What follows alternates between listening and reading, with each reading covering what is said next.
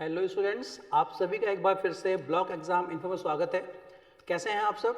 I hope, उम्मीद करते हैं कि सब अच्छे होंगे और अपनी प्रिपरेशन बहुत अच्छे से कर रहे होंगे।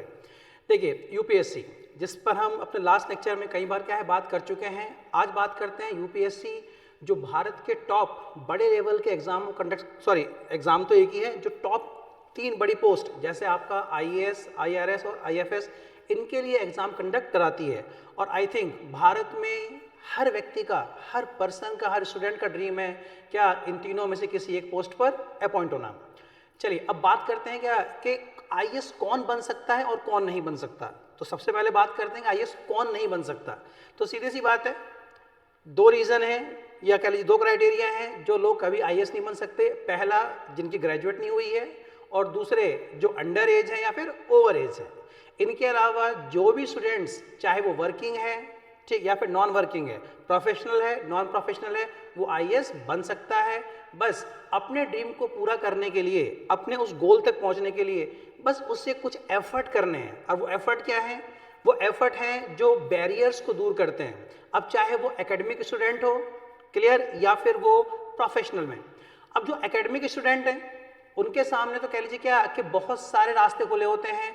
वो घर बैठ के तैयारी कर सकते हैं, कोचिंग जा सकते हैं, क्लियर। लेकिन जो लोग प्रोफेशनल में हैं और जिनके लिए जॉब करना अपने आप में मस्ट है, क्लियर, वो लोग क्या करें, वो लोग कैसे तैयारी करें, वो लोग अपने आप को किस तरह से इस फील्ड में मैनेज करें, कैसे अपने बैरियर्स को दूर करें और अपना ड्रीम पूरा करें। तो आज जो लोग वर्किंग हैं, जो लोग प्रोफेशन में हैं, उन्हीं को लेकर क्या है 2 मिनट हम डिस्कस करने वाले हैं।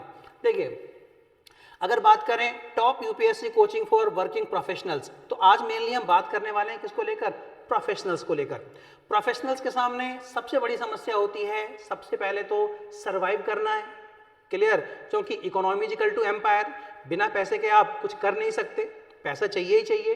अब सवाल आता है कि जो लोग प्रोफेशनल हैं, काम कर रहे हैं कोई भी काम, वो लोग किस तरह से, कैसे अपने आप को मैनेज करें कि अपने ड्रीम को पूरा कर सकें।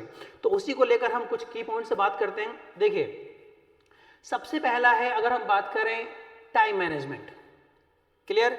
टाइम मैनेजमेंट मतलब अगर आप प्रोफेशनल हैं तो आपको पता है कि इतने बजे से लेकर इतने बजे तक क्या है, वो आपकी जॉब है, क्लियर।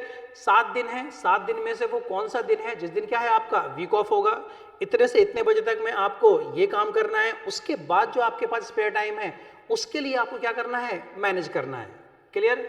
इसके बाद बात करें पूरे पूरे उत्साह के साथ, पूरी एनर्जी के साथ अगर हम बात करें तो अपनी कंसिस्टेंसी को आपको बनाए रखना है, क्योंकि ये एग्जाम जितना मुश्किल है उतना ही आसान है।